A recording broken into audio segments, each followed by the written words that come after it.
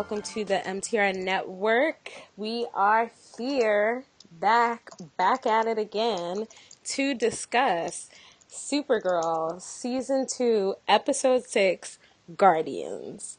I am Shanna. I am here with the doctor. Say hello. Aloha. Hold on a minute, because if that's the name, I got it all wrong in my write-up. Oh, no, sorry, changing. I assumed that it Oh, was I'm Guardian. sitting here writing. I'm like, Why did I got it all wrong. I was literally just looking at it, but in my mind I was like, it's called Guardians. I think it was because like the first word in the synopsis is the Guardian arrives. But yeah, changing, which is actually kind of a title. Guardian would have been better. So and so how do you feel about the episode? Oh, it was all over the place. There were some great moments. This is the first episode where I didn't want Alex to die. Kyler Lee brought it this episode. When she broke down in Kara's arms, I started to cry. I hurt for her. Mm-hmm. And just that storyline I really liked. Mon-El never fails to be entertaining. Chris Wood is doing such a great job. I love the little opening sequence with the gang at the bar, and Kara drunk is officially my new favorite thing. That said, the episode just felt like it was all over the place. I think because of the incident, as I mentioned before we started recording, the 2016 election will always be referred to hereforth as the incident. Ever since the incident last week, things hit me differently. So when we had these obvious caricatures of Trump acolytes with their climate change denials up against the climate change hero who was still a villain, it just fell flat for me. Maybe if this had come out before the incident, I'd feel differently. But and then because Jimmy's logic in terms of jumping into this role still doesn't make sense to me. Well, I like his suit, and it was cool that he showed up. It just, the whole storyline bugged me. I didn't like how he was talking to Wynn. I just didn't like. So I'm conflicted with this episode, which is why it's taking me almost now 40 minutes to write the write-up for it. So I think for me, I was talking about this with someone. I would like, thanks to the incident, I have reconnected with some people, via social media who I know from real life, who I've been like, oh, look at you out here posting things I agree with. We should talk more often. And one of them, saw other stuff that I post about like television and stuff. And was like, oh, like, you're really into, like, all those shows, the CW shows and stuff, and, like, she watches them, too, and so, actually, I ended up messaging back and forth with her a bunch while I was watching this episode, and, we were talking about Supergirl, and I was saying how this season has just gotten so much better, and the acting and the storylines are tighter, and just such a marked difference from last season.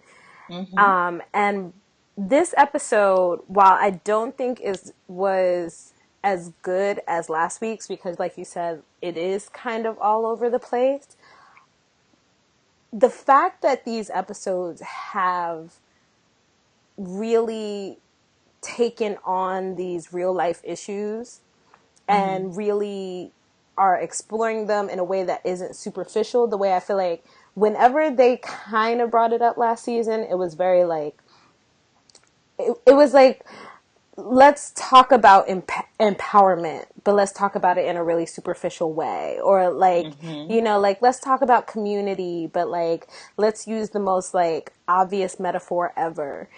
Whereas like this season, it just feels like they're getting into it, like they're digging into it, and nothing feels like that it's being brought up just to be dropped later. Like, we've had this issue of climate change before and what humans are doing to our planet, because that was, Astra's whole thing. But this just felt like this is going to be a continuing theme. So even though like some of it was like a little cheesy, if it doesn't feel like it's a thread that's just going to be dropped. Because there is this like larger issue of like, who deserves this planet? Who's Right. taking care of this planet? Like, if humans are, you know, the ones who deserve this planet because they were here first, then like, what are they doing with this planet? You know, and you have these, Mm-hmm. and this whole issue of refugees and all that kind of stuff.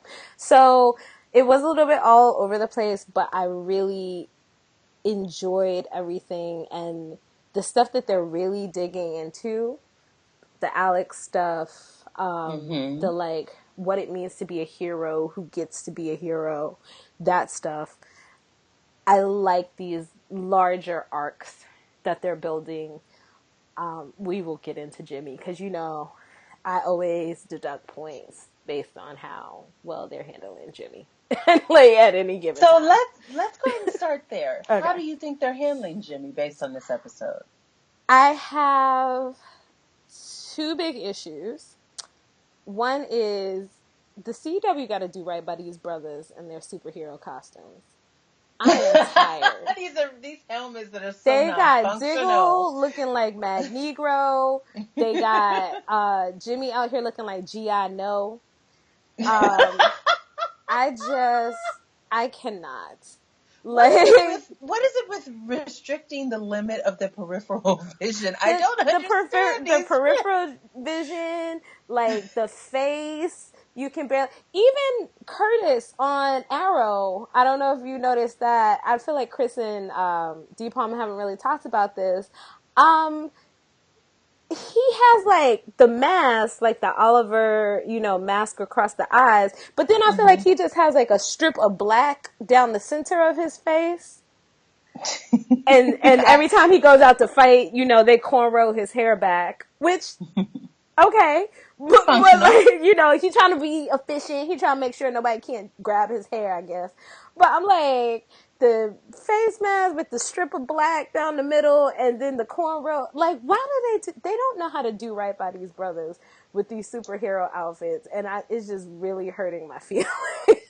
I was just like, you know, black superheroes deserve better. I cannot. Hashtag. Hashtag. But the thing that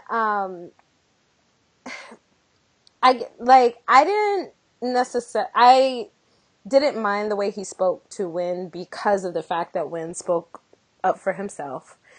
And, you know, was like, we're not doing this. Like, you're not yelling at me. Like, I am the one helping you. I don't think that it's a good idea keeping it from Kara. And I hated that. I'm like, why are we going back to secrets that are important that other people should probably not be obscured from? Why are we keeping secrets? My thing is, I can understand initially keeping the secret, but then once you're out there in the field and you're helping her and she says, like, thanks for helping me, thanks for doing a good job, then you reveal yourself. Like, it's that simple. Like, I can understand, like, you might hide it like before she sees what you can do, because obviously she has a lot of assumptions around what he can and cannot do because he's human.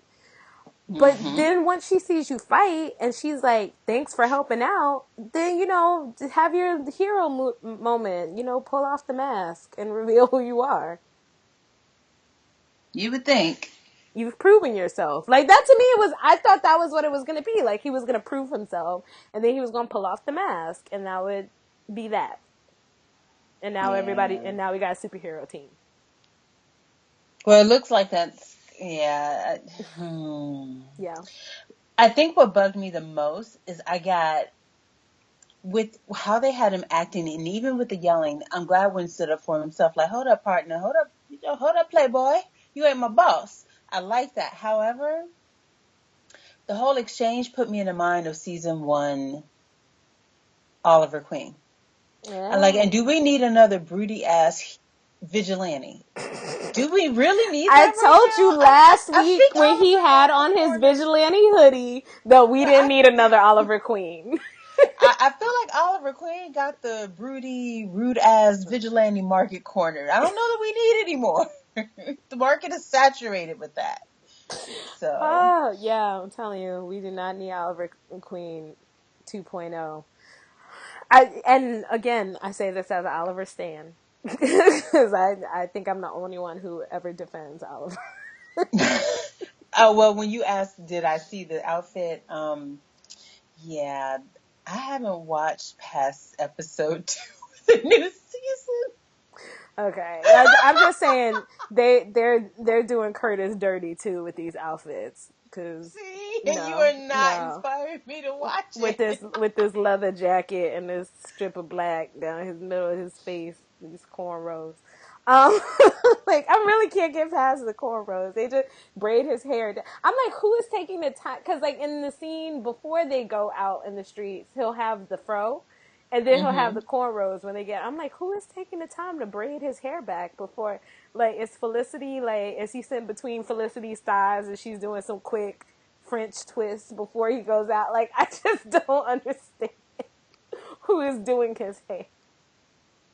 Because his husband doesn't know that he's a vigilante, as far as I know. So I'm trying to figure out Right. who's braiding this man's hair before he goes out in these streets. Um, but yeah, so that was just I don't understand this need for secrecy. It feels like on all of these superhero shows that every time one secret is revealed, a new secret comes up. Like, Yeah, for somebody, yeah, yeah. like one person tells a secret and then the next person is keeping one. And I'm just like, like, remember that time when everybody just told everybody what was going on and everything worked out well? No, you don't remember that time because nobody ever tells anyone what's going on until things go wrong. It's really freaking frustrating. Okay, moving on from Jimmy. William Moppeter. Who? Oh, yeah. The Dr. bad guy. Jones. Yes. Dr. Jones, yes. William Moppeter, like, the minute I saw him, I was like, oh, this episode is going to be good. Because that man is like the king of, like, when he shows up, you're about to get a really creepy episode, or like Mm-hmm. he's just gonna play somebody really interesting and dark. He's Tom Cruise's cousin. I thought that name sounded familiar. Yeah. Yeah. Mm-hmm. And he's been on everything. He was on Minority Report last season. Hashtag rest in peace Minority Report. He was on one of the best episodes of Constantine. I know that show had like 13 episodes and like maybe 5 of them were good. He was on Oh, one of them. yeah. That show had such promise and went completely off the rails. That was the first show that me and Chris started covering again. I remember. That's right. Like, rest in peace, Constantine. He's just been on everything. He's been on Lost. He's a great character Yeah, actor. he's just such a great character actor. So, like, the minute I saw him, I got hyped. I was like, oh, this is about to be everything. And then I did really like the effects. Not as much when he went full alien. Full parasite, yeah. Yeah, like when he went full parasite, it was a bit much.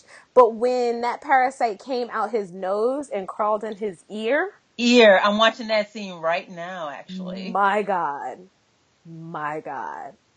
First of all, I live for that stuff.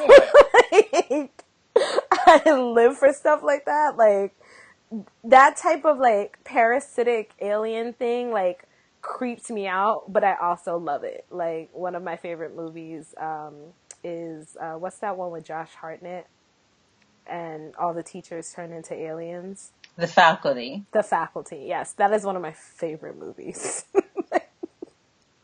It's like the best cheesy horror stuff. And yeah, I love parasitic aliens. I thought he was a great villain. Kind of cheesy though when he went full parasite. Yeah. Although you know what it reminded me of? As much as I love this movie, Ed Norton's The Incredible Hulk. Oh, okay. It reminded me of, oh gosh, what's the guy's name now? I can't remember his name. The other villain. The one that Tim Burton, not Tim, the one that Tim Roth played. Oh, I can't remember his name. What's I know his what you're talking name? about. Oh my gosh. I have failed. I'm sorry, listeners. I have failed you deeply. Give me 2 seconds. I'm gonna find it. Right now, I'm looking at it We're right now. talking DC, and that's Marvel. Give a girl a break. Wait, who did he play in that one? Here we go. Wait. I'm almost there. You gonna beat me? Abomination. Abomination. Yes. It Yes. kind of reminded me of like an anorexic abomination. And I feel like when the thing I did like is when Kara got all emaciated. Oh my god, That that was was such a also, cool it was effect. such a cool effect. I feel like that's a classic thing that I've seen in comic books before. Like the hero like gets like the power like sucked out of them or whatever, and they did it so like I initially was like, oh, she dead. You know what? And that's what I was watching with the youngin, and he was like, "What happened to her?" And we both said she looked the way Superman did in BVS when he got hit by the nuclear warhead. Mm-hmm. That's why I thought she was dead. Like it was such a good, yeah. The other good thing about the move to the CW, I I've talked to people who worked on these CW superhero shows, and they've talked a lot about like the effects and how they don't always have a lot of time. Like, you know, it's a weekly show. If you've read like Shonda Rhimes's Year of Yes, she talks Mm-hmm. about producing a weekly show and how it's basically like you're constantly laying track. Like, you know, you have to have the script, because if you don't have the script, then the actors don't have it for the next reading. If the actors don't have it for the next reading and production doesn't have it, then they're not scouting locations. So it's like constantly, and like the minute you are done with that one, then you have to get the next one ready for the next week. So it's like constant, constant, constant. And like for these people, you're adding also an effect. So like, you know, they're like, okay, can we do this? Can we do this? It would be really cool in this episode if we had this. So sometimes their turnaround for all of these effects is very limited. Right. And then you're talking about, again, now that all of the shows are in the same place, I'm sure that helps. I'm sure that helps them be able to like do things and to get it out there, because I feel like they're using Supergirl always used more effects than the other shows because of the fact that it's a show about aliens. Mm-hmm. But I feel like the effects have just gone higher and higher each week. I'm really, really enjoying it. So, yeah, and then yeah, the whole like climate change thing. I was kind of like, did they know this was going to air after the election? Did they know about the election? Yeah. Did they know about the incident? I, I think I posted last night on Facebook. I was like, Supergirl is doing an episode about climate change, and one of their main characters just came out. I was like, I want to go live on whatever Earth Supergirl is on, because this one is not cutting it. Like, at least they're addressing stuff on Supergirl. My God. Anyway, yes. Who do you want to talk about next? Let's go ahead and talk about Monel and find out what the hell happened. Okay. Wait, you don't want to do that one? We can do No, something no, else. I'm like, yay. No, I'm like, yay. Like, My boo. yes. Okay, I'm like, go to all my like Monel notes. First of all, drunk Monel. Love me some drunk Monel. You love you some sober Monel. I do. I just love. He's doing such a good job. But I really did like when he was like, uh, she said something when she like, he was like, whatever, like you never let loose or something like that. I was just like, yep, you're right. She's just whack. Like I know everybody's like, oh, like they should have a romance and blah blah blah, and I'm like, no, he's not gonna have a romance with her. Like Kara's That would like be. lightweight racist to him. Oh Like, my god! Oh like my god! I wanted to reach through the screen and shake the shit I'm out like, of her. Like, he's fun shit. and she's racist. Kara voted for Trump. Kara voted for Trump. I've decided.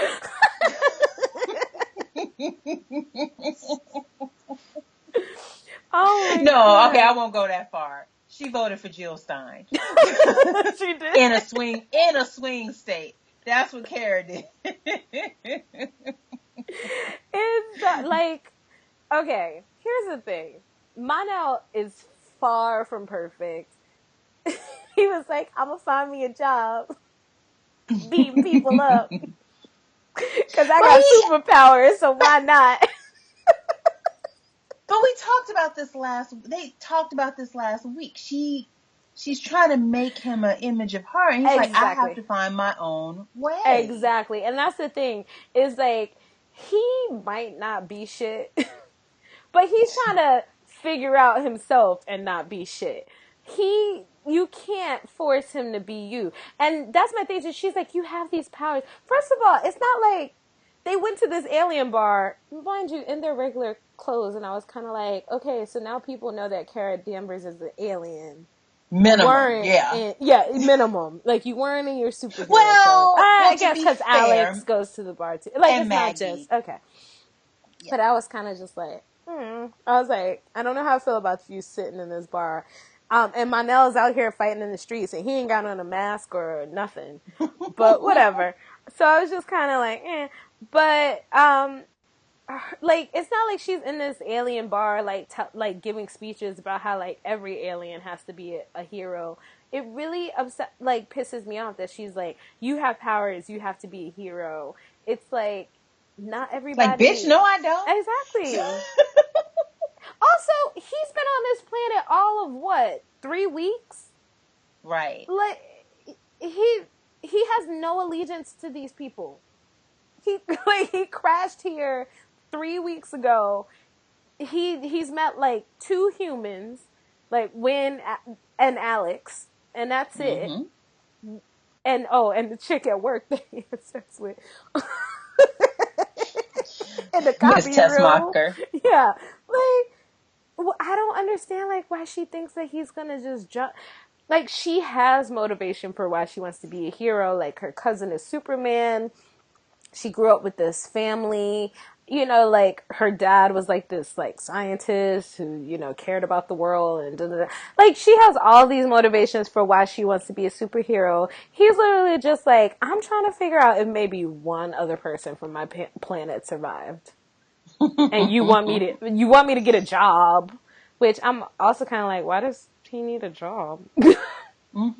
I did appreciate when, just like Gwen got read, he read her. And she's like, oh, you're acting like he's like, what? You want to say the N-word? Yes! I'm sorry. No, that was exactly what it was. I was like, his character does not stop being racist. Like, because she was 2 seconds. I don't even know what the N-word equivalent is for somebody from Daxam. But she was about to say it. She was like, you lazy, no good, layabout. Like, I was like, But I love how he let her have it, because I have the quote. Where is it? He like, you fly around rescuing people like you're just pure of heart, but that's crap. It's because you love the attention. You love people loving you. You're not selfless. And she's like, well, you're no hero. And that's like, well, I know you are, but so am I. But the fact is, he wasn't wrong. Did you think about those safety pins in that moment? Girl, fuck those safety pins. Kara wearing all the safety pins. And I just want her to soak them in hot sauce and stick them up her butt. You know, she was wearing safety pins. Kara would be the first to like, we need this symbol. Because he's right. She's a hero partly because of the fact that, you know, she is morally good or whatever. But she also always wanted to be a hero. There was something about, like, not being able to, like, show off her powers and not being able to, like, you know, reach her full potential. There's part of it that's selfish. And she treats everyone like, how dare you not want to be a hero like me? You know, as if, like, how dare you not want to be selfless and care about other people, as if everything that she does is selfless, which it's not. Well, it's one of those things where she never got she got the delayed it's that whole stagnant growth thing again. It's that whole, I'm stuck being a teenager. I was supposed to come here and have my baby cousin look up to me and show him the ropes and show him the way. Instead, I get here and he surpassed me. And so I feel like she wants Monel to be that kind of that substitute, that stand-in for what Clark should have been to her. Yeah. And he called her on it, and I'm glad he called her on it. And She needed to be called on it. It's really interesting, too, that we get this after having been introduced to Clark in the first couple of episodes. Because you did really get that, like, that whole thing of, like, she wanted family. She wanted, you know, someone who needed her. Because that was the thing, too, was, like, Clark staying around and saying, like, you can actually tell me about Krypton. Like, she wanted to have that, like, feeling of, like, she's also the baby sister, you know? So she wanted to feel like the big sister because that was her role before she came here. So I think it's good to, like, that they're doing this where they're showing that juxtaposition. And then, you know, but then there's that, because of the whole, like, Kryptonium Daxam thing, she has that self-righteousness. And I feel like, you know, again, sorry to bring up the incident, but it's that whole thing of, like, when she doesn't get her way, she defaults to that pettiness that, oh, you're just from Daxam. Of course you would act that way. You're from Daxam. And she just defaults to petty so quickly. She can't be trusted. Like, I'm telling you, she went in that booth. Yeah. And told the posters one thing and pulled a different lever in that booth. That's our Kara. And then... And anybody that's mad that I said it, fight me. You know where I am on Twitter. And then it's so crazy, too, because it's like, you have, on the opposite side, you have her telling Jimmy he can't be a hero. You know, like, you have her over here telling Monel, well, like, you have these powers, you have to be a hero. And then she's telling Jimmy, who wants to be a hero, who's shown himself as being competent. I mean, obviously he doesn't have superpowers, but he's shown himself to be a competent fighter and someone who doesn't back down. And she's like, well, you can't be a hero. You don't have powers. See how it kind of defaults to that pettiness? Like, you have to, and if you don't, then you've made the wrong choice, and you can't. Because it's my choice and you didn't make my choice. Exactly. And then over here, you can't, like, because you don't have what I have, so you can't do it.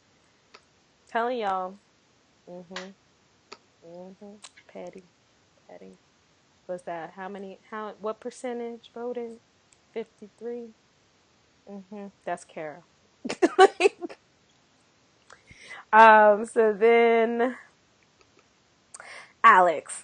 So you have to go. Oh, and Avi, Cadmus grabbed Monel at the end. Which seemed random. The only thing I can think is his work for the bookies brought him to their attention. Because otherwise it seemed random. Yeah. I'm wondering if they're doing something, because their whole thing is this campaign to discredit aliens.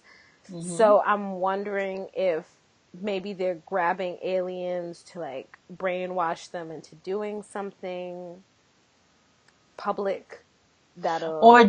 Or did they see him fighting with Kara with Parasite in the big battle and decide to swoop him up? Yeah, I thought it was that too. Because, again, he was out there fighting, no mask, no nothing. Like, just looking at, like, regular old Joe Schmo with superpowers. So, who knows? All I know is they better not hurt my baby. Or maybe we'll get, like, one of those, like, him getting tortured scenes with no shirt on. Which I'd be okay with. Look at you. Look at you. What are you doing? I'm just saying. I'm just saying I wouldn't be against it. Of course not.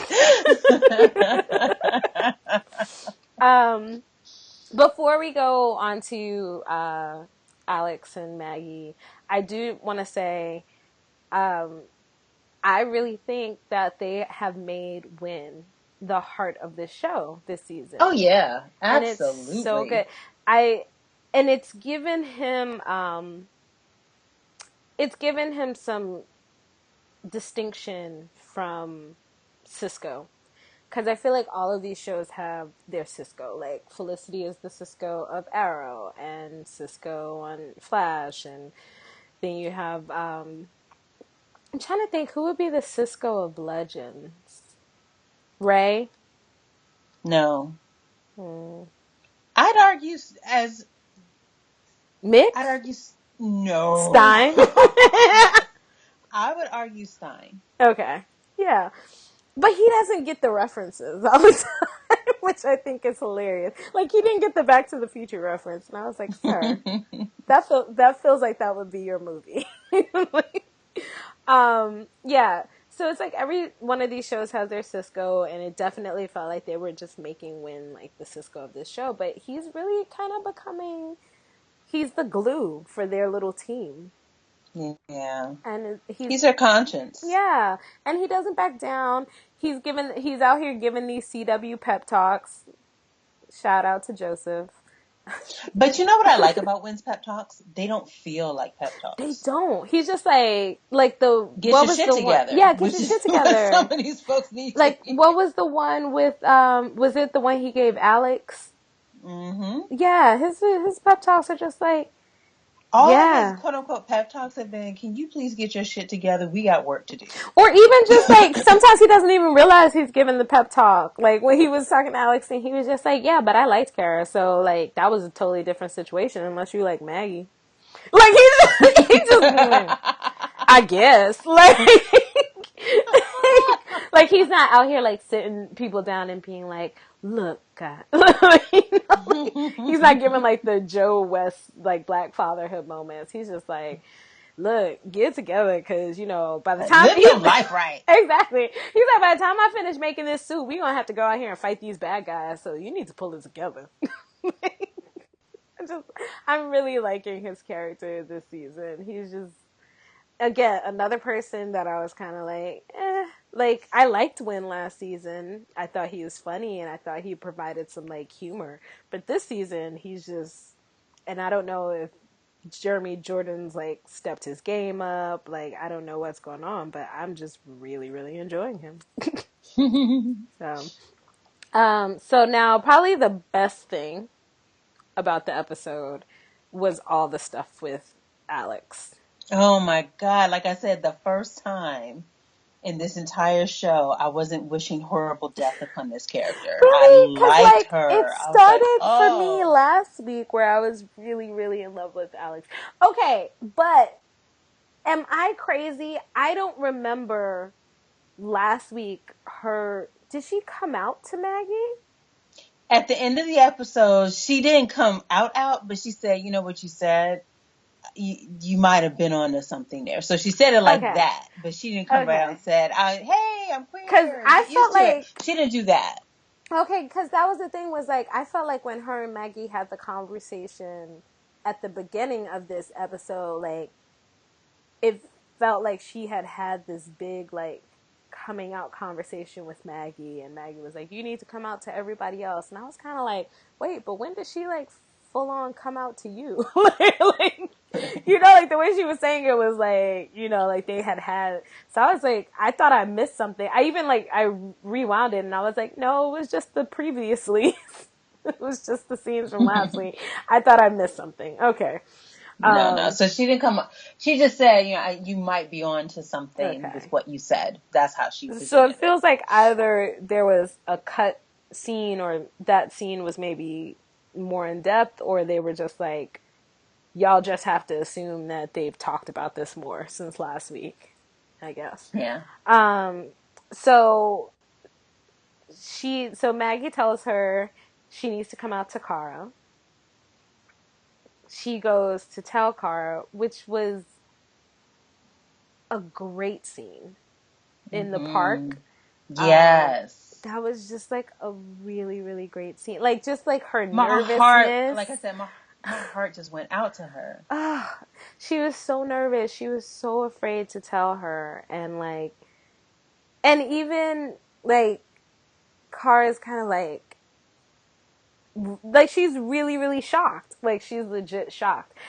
And when they go to the scene later, so then they're like working together, and it feels like Kara is like avoiding her or not wanting to speak to her.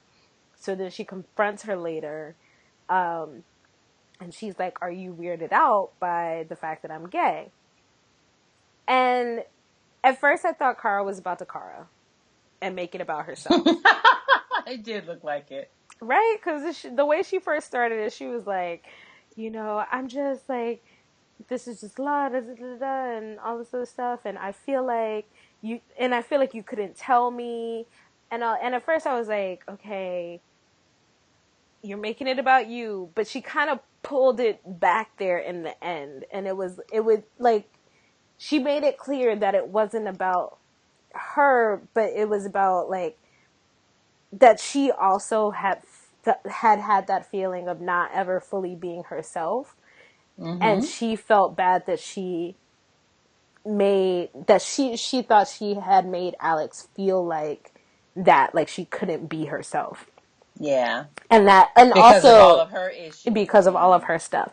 And so that just really got me, that moment of her not just accepting Alex, but also saying like, if I've ever done anything to make you feel like you couldn't fully be you, I apologize. Like that was a really good Kara Alex moment. I think it beat any of the ones we got last season. I'd agree with that.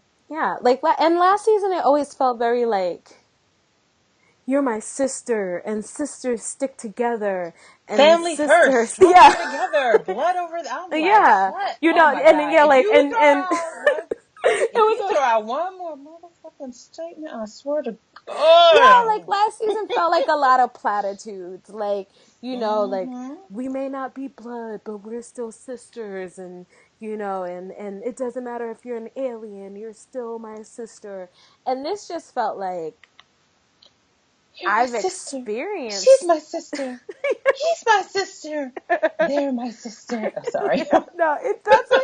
It was very cheesy last season, like, and this felt authentic.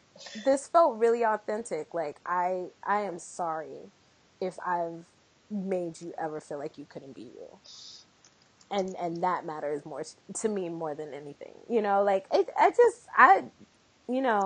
caught a sister off guard, like. It was really emotional. And then, Alex goes to tell Maggie, because, like, Kara, encourages her. And so then she goes to tell Maggie how she feels about her, kisses her, which was just like And gold. promptly got friend zoned and curved. And Got so rejected.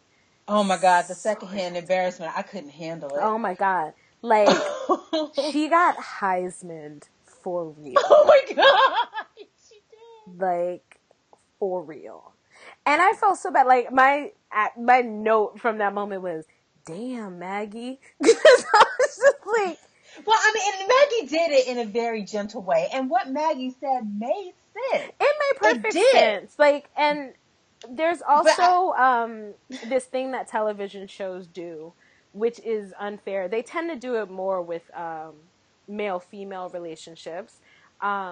Is this whole idea that just because you like somebody, and especially if you've liked that person for a while and they don't know, that once you tell them, you are there's this big reveal, like, automatically oh, I love you entitled to them. too. Exactly. Like, you're automatically entitled to have them love you back because you Yeah. finally worked up the courage to tell them.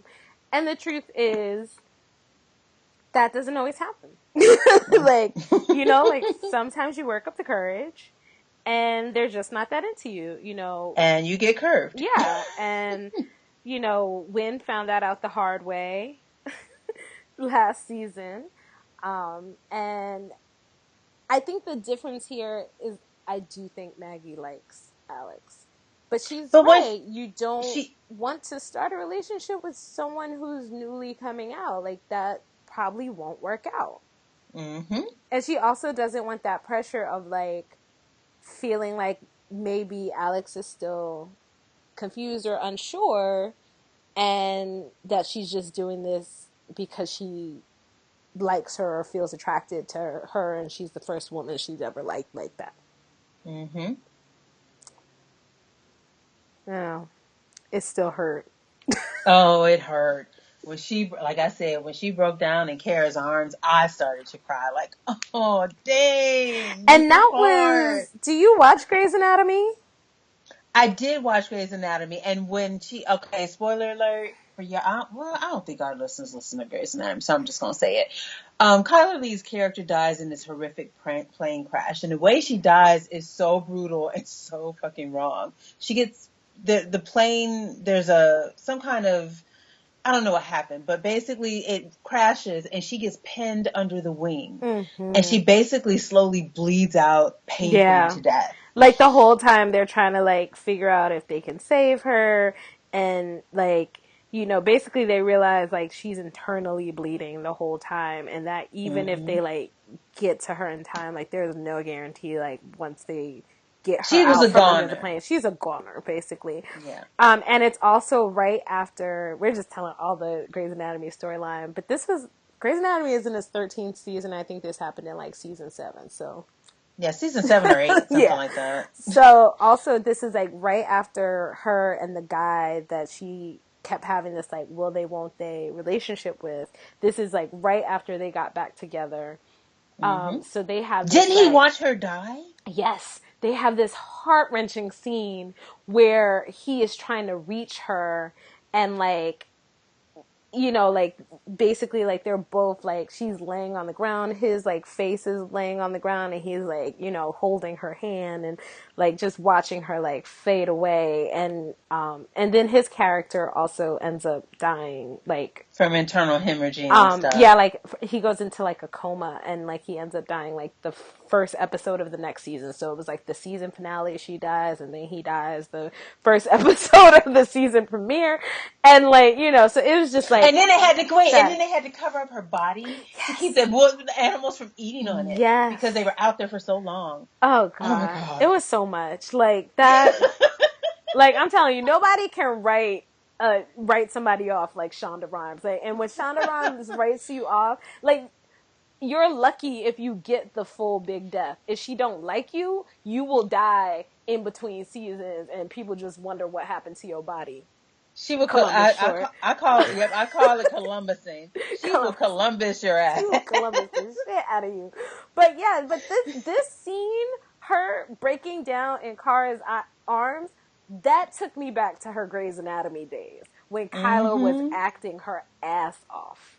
Cause Yes. she hit that racking sob. Like, she Hmm. was like, she doesn't want to be with me. Like, she hit that. She hit that like, woo. I was like, my Lord. She was acting her ass off, and She really woo, was. we have not seen that on this show. Even like Jimmy, I did not appreciate him yelling at Win like that, but Makad put that bass in his voice, and I was like, my man is acting right now. He is acting. I will say that because I felt like I looked around at my kid like, did you just put bass in your voice? Who you getting loud with? You don't pay no bills around Yeah, here. it's like, no, that's what it was. Like, literally like, who's he yelling at like that? Like everybody. Again, I don't know if it's the move to the CW. I don't know if it's, you know, just second season, people are more comfortable with their characters, but they are out here acting. Mm-hmm. They are acting their fucking asses off. And I always have to give it up. Like, everybody goes into, like, you know, these intense, dramatic shows, and, you know, and everybody's like, you know, like the Game of Thrones, you know, highbrow, and, you know, and it's fine. Like, I love those shows too. I love shows that are like deep and intense, and, you know, the caliber of acting is very high. But people need to, you cannot sleep on these like superhero shows either. They may be like a little bit more fun and a little bit more comic booky, but when these actors really get into it with these scenes, Mm-hmm. and they have They to show bring some it. emotion, they bring it. Oh my God. Like, for real. When Kyler, and I think that's what I needed from her to fully like Mm-hmm. Alex. Because I know her from Grey's Anatomy. I know her from acting her ass off. And we had not seen it last season. Like, we saw glimpses of it. We saw I glimpses of was, it.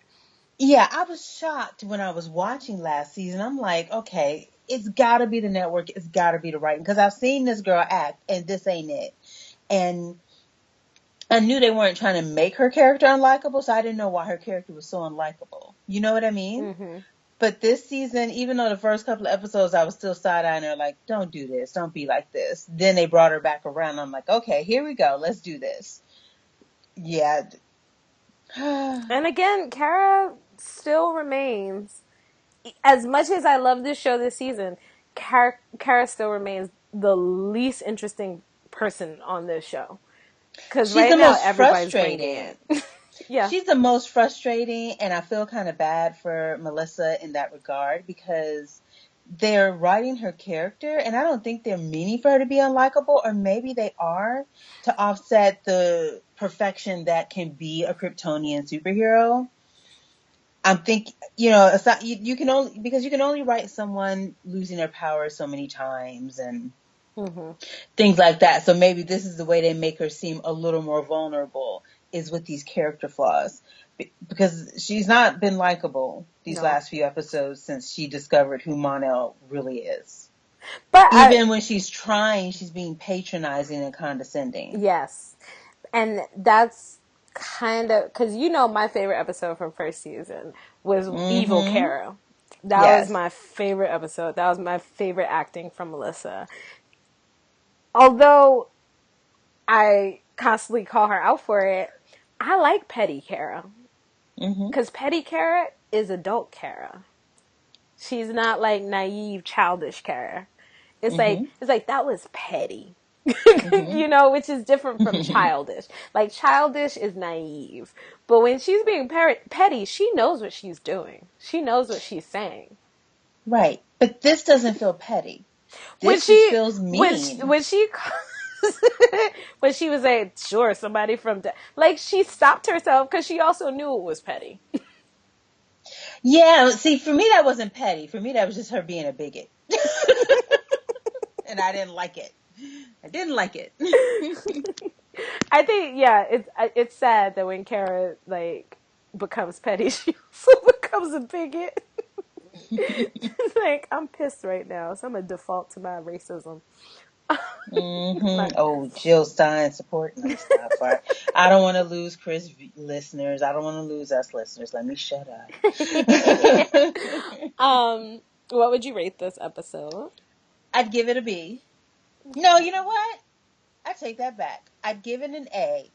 Simply, even though it was all over the place, even though I didn't appreciate Jimmy, and we forgot to talk about something, so I'll tell you about that as soon as we come back from our ratings. Mm-hmm.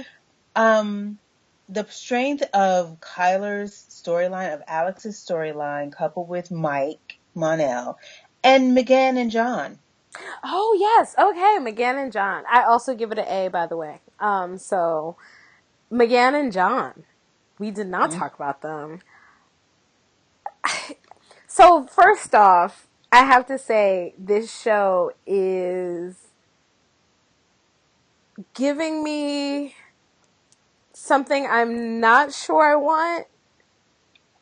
With Uh, there feels like there's some sexual tension there. really?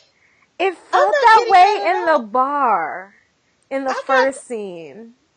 and see, I'm still stuck on what he said about the closeness of the relationships. It Yeah. still felt very familial to No, me. that's the thing is I think that's what's confusing me is because I think there is the element of like, Martians are open and they don't have secrets and they have these very close relationships.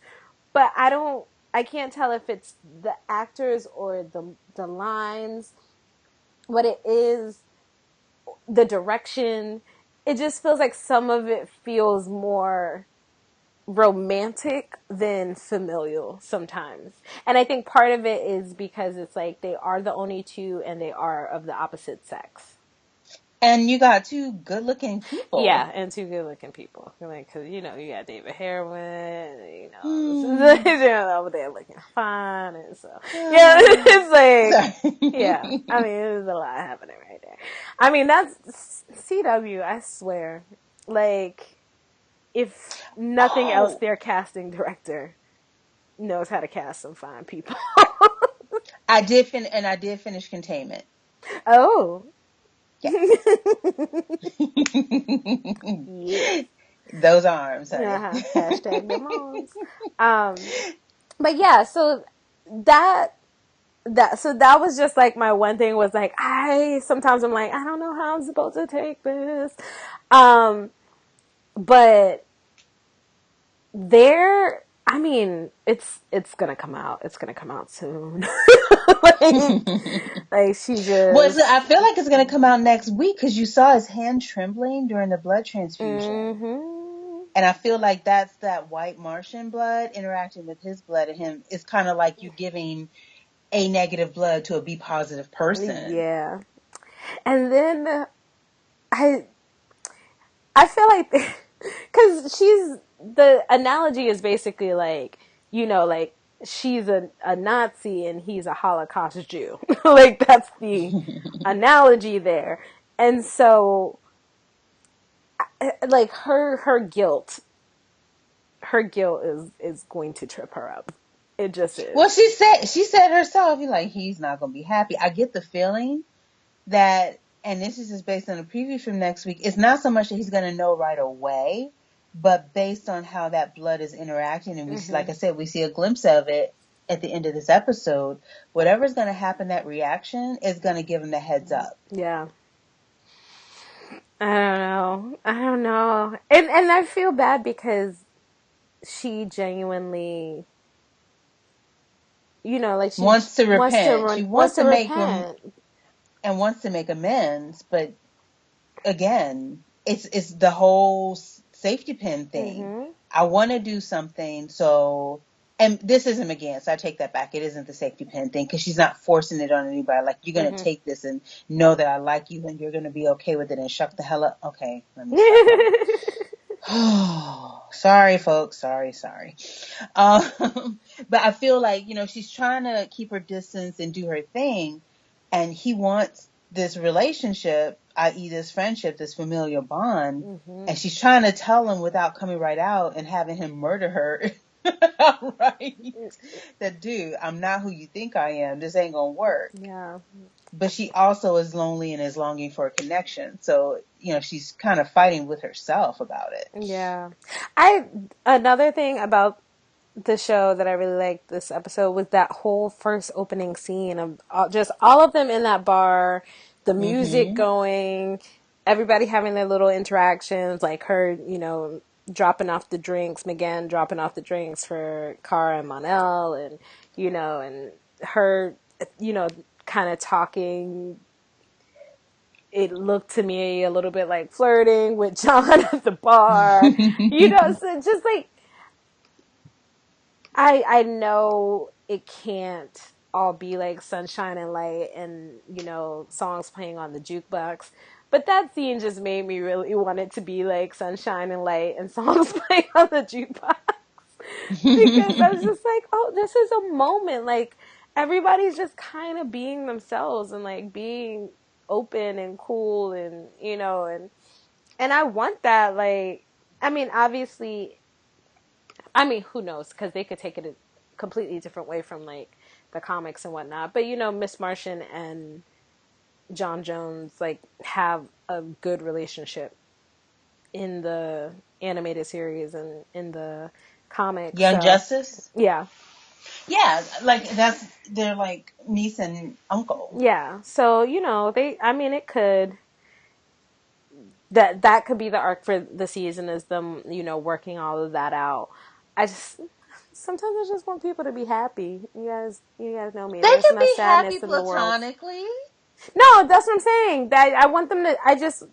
I know that it's going to come out, and I know that it's going to be hard, and it's going to be extra hard on him because he already is someone who's so hard for him to trust. Mm-hmm. You know, So I'm just already like anticipating that heartbreak when he And that realizes betrayal. that when But he realizes she's not also who she says she is. but also that return to that loneliness. He thought he was Mm-hmm. finally not alone anymore. And to have to go back to feeling like he's really alone. Exactly. Oh, Like poor I'm already baby. sad about it, and it hasn't happened yet. I know. I want to find him in real life and give him a church mother rock. I I'd want know. to do that You anyway, should but tweet him about that. what? You should tweet him about that. Offering church mother rocks. Look, I told you I'm prone to secondhand embarrassment. I am not good with rejection, which is why I stay to myself. Oh my gosh. But yeah, that we almost went away without talking about that.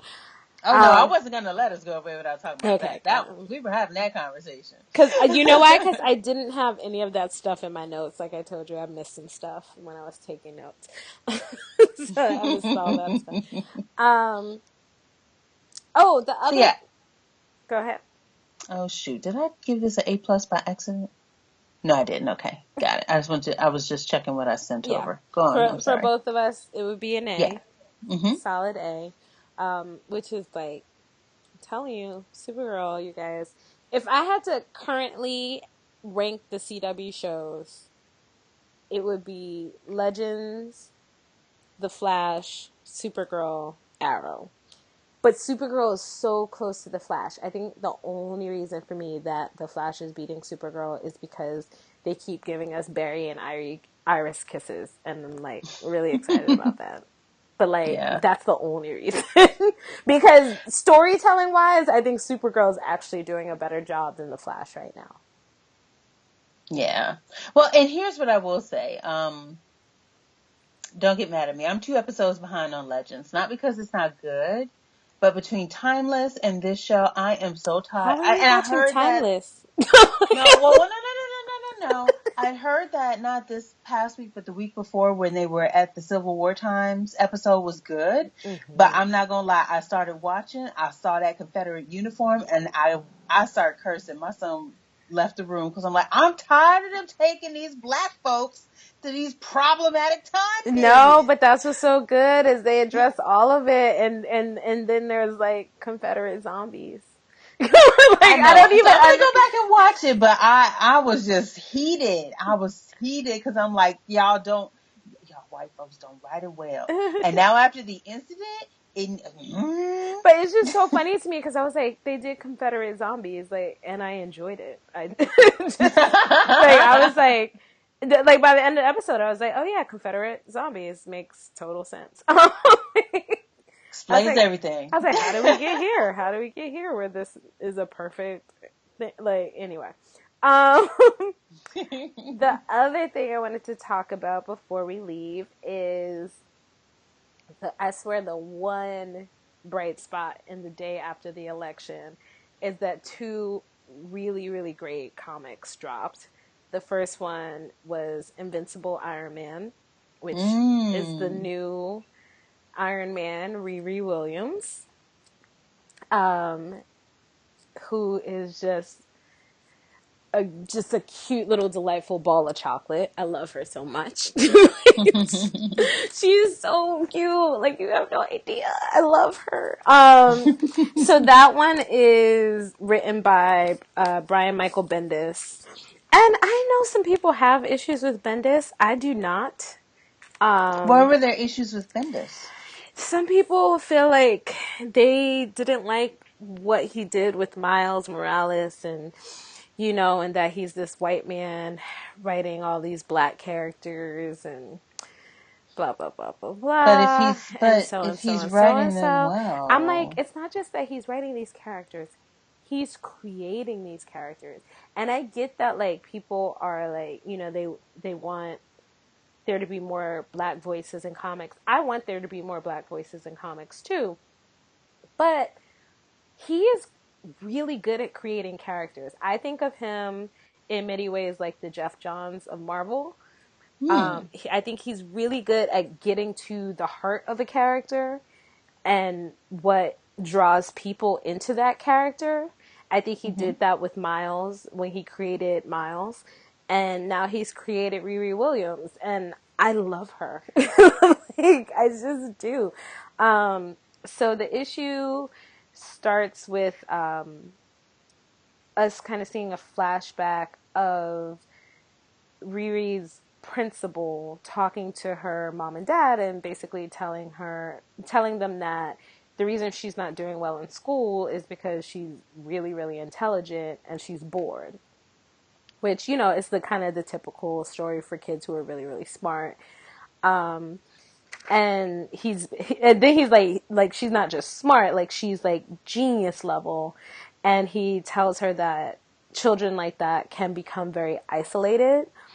So he's like, you have to keep her connected to the world, like keep her grounded and not just in her own head. And it's just really cute how it plays out, because then you see like her mom kind of forcing her to make friends, and her dad always asks her like he always says like, hey Riri, it's a good day, right? You know, like, and she's like, he always says that, like, even if it's raining or if it's gray or whatever, like even if it's not a good day, he just always says that because some teacher told him that he has to keep like make me think the world is nice. Like she's like resentful of it, but it's also like really sweet that they do that to her. And there's so you also see her go on her first like mission in her Iron Man suit, which she built from scratch, by the way. She is really, really intelligent. And there's two kind of very black moments. One is a flashback to she is in Chicago. It's set in Chicago. So one is a flashback to her family at this barbecue in the park when a shooting happens. And the other one is this moment after her first Iron Man mission where she's in the suit and everything, and she's just defeated like the bad guy, and the police show up, and then they start shooting at her. Oh, Lord. In the suit. So, you know, like, he's going there. He's not shying away. You know, and I do get a little tired of Chicago kind of always being painted as this place where, you know, well, this is where the black on black violence happens. But at the same time, it is the place where the black on black violence happens. So it's like, you know, like, I think it would be disingenuous if he didn't go there. Yeah. So, and I like that he juxtaposes it. You get that scene, and then you also get the scene of the cops showing up and shooting at her when she's clearly the one who just finished saving the day. So you get both sides. Because here's the thing, people. Black on black violence is not the same as state-sanctioned murder. Those are two different things. So the second book that came out, also on the same day, was the Black Panther World of Wakanda series started. Oh. And this is the story, for those of you who are reading Black Panther, it is the prequel, and it focuses on the women of the Black Panther story. So it focuses on Ayo and Aneka, who are two of the Dora Milaje who have broken off and kind of gone rogue because of what they see as the royal family's mismanagement of Wakanda. And it's showing their love story, basically, these two women in the Dora Milaje and how they fall in love. And that was written by Roxane Gay, who this is her first time ever writing a comic. She's like known for her political writing. She's a black woman. And then there's another short story in it by Yona Harvey. And the art in that is done by Afua Richardson, also a woman of color and a black woman. And that is the story of Zenzi, who is one of the villains in the Black Panther comics. So you kind of get her backstory. And a lot of it is about the division of the states around Wakanda and how you have like this very technologically advanced and prosperous nation in Wakanda, and then these poorer countries around it, and how that has breeded resentment in the surrounding nations, and caused them to have enemies.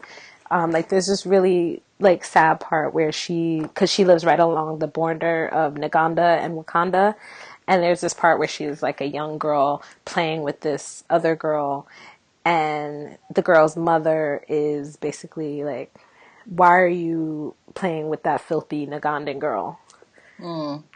You know, so you get those, you get that her backstory. She has powers, and you kind of see how she gets those powers. So I'm just putting it out there. I think it's great reading. It was, for me, healing reading. You know, reading 2 comics focused on Black female characters right after the incident. You know, so I'm just recommending those. And also the new Black Panther actually comes out Wednesday, tomorrow, probably when this goes up. You guys can go out to your comic book shops and grab it, or, you know, get it on Comixology or whatever your comic buying preference is. Also, there's hecka variant covers for the Riri Williams one. I mean, there's a lot for the World of Wakanda one, but there's like 7 or 8 variant covers for the new Invincible Iron Man, and they're all amazing. I got the hip hop cover, which is based on the Missy Elliott album.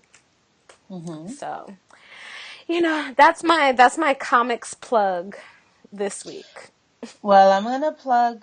So the reason that this is coming to you guys so late is because there was a one-night event with Doctor Who, where they released the animated recreation of a classic episode, The Power of the Daleks.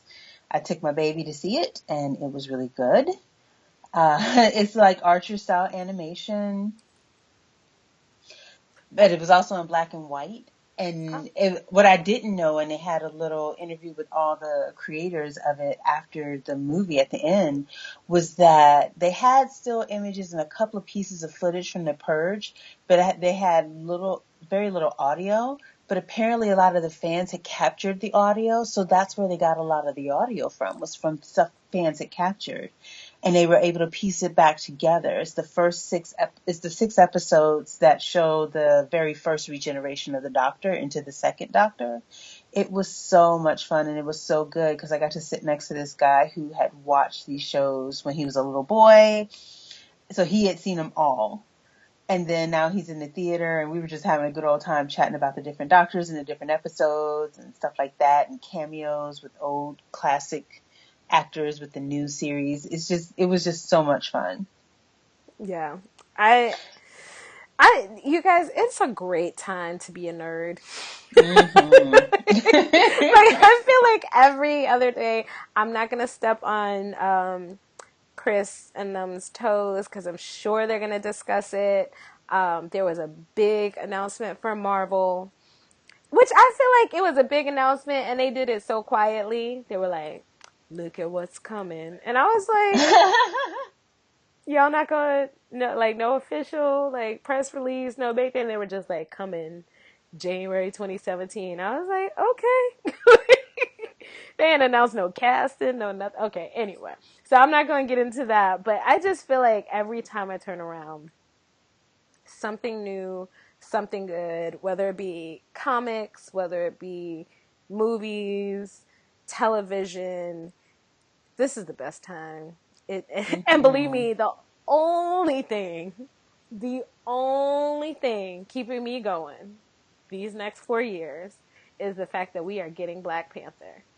And I will be showing up to the premiere of Black Panther dressed like Beyonce when she performed Formation at the Super Bowl. Just full bodysuit with a little bullet vest and a cap and a beret and an afro. I already got my outfit picked out. You will catch me at the premiere of Black Panther with one fist in the air. and that's the only thing keeping me going. I hear that. I hear that. All right. So we obviously do this very soon after the episode airs, but if you do want to get in feedback, you can send an email to Shanna, SHANNA, at mtrnetwork.net. mtrnetwork.net to leave feedback for the Supergirl podcast. Also, and keep in mind that it doesn't have to be for the current episode we're about to review. Let us know we want to know what you're thinking of the season so far, because we're having fun with it, but we're curious, you guys out there, what are you thinking? How are you feeling? How does it compare to last season for you? And obviously, we're enjoying ourselves. It has gotten better. So I'm eager to talk about it. So please do not hesitate. I'm eager to talk about this season. I'm really enjoying myself. Also, if you just have questions, comments, if you're you guys should really check out this cool thing, that's what we're here for. You can also find us on the Twitters. I am at Shitty Bonbons. Do you want to give them your Twitter handle? Sure. The doctor is in the THEDRISIN 2015. Please don't do what someone decided to do today, which is to jump in my mentions when I wasn't even addressing them, and then try to chastise me for not stopping talking to them when I was like, "Oh no, sir, I wasn't talking to you to begin with. Go away now." So if you're cool, go ahead. If not, I'm very free with the block hand. Mind you, I've blocked more people than I actually follow. So just keep that in mind. Just saying. You don't want to catch these blocks. Or maybe you do. But I'm assuming if you listen to us, don't be a troll. Not after the incident. Don't be a troll. That's all I'm saying. Don't be a troll after the incident. That's all I ask. But yeah, well, we're around. I think we're very easy to get to and find and interact with if you want to do that. And next week, I totally just had the page open and closed it. I literally just closed it because I'm unprofessional. Next week's episode, season 2, episode 7, The Darkest Place. So I'm not going to read the thing, but that's the title of the next episode. And then 1 week after that, we get the beginning of the crossover. Yoo-hoo! Get ready, y'all. Right after Thanksgiving, people. Yes. Let's go. Right after Thanksgiving. I am committed to doing that episode as soon as possible after it airs, just so y'all know, because if we try to do it any later in the week, it's going to be a mess. I have so much going on that week, but I am upset because I feel like the CW purposefully decided to do this 4-way crossover on the week that I was going to be the busiest. They're trolling you. They're so trolling me, I swear. But because I was like, oh, maybe we'll get a little break after Thanksgiving. They were like, nope, 4-way crossover, bitches. It's happening. But I am so excited for this crossover. It apparently just kicks off at the tail end of Supergirl. But either way, it's going to be awesome. I feel like they've already jacked at least 50% of my idea for the crossover. It's fine. You don't have to pay me royalties this time. I'm not telling you my idea for the musical episode, but I know how they can do that too. So we will be back next week. I'm like, keep it going, Supergirl. Keep it going, because they have the potential to pass the Flash in my book. They posted the big announcement from Marvel. Yeah. On the you published it yesterday. I did. Yeah, I posted it on our page, but it was so chill. It wasn't like You know, like, usually when they announce something, they're like, you know, Marvel, we're happy to announce, and they give you, like, Who details. will Yeah, die? like, I'm this sorry. time it was, like, a picture and just, like, coming. And I was just like, you want to get more information than that, bro? Like, guess not. But I'm sure Chris and, like, Deepam will have, like, a dissertation prepared with, like, citations about all the characters. So, so I'm not going to step on their toes. Um, but we will see you guys next week. You know, stay tuned. Stay tuned. All right. Bye. Bye.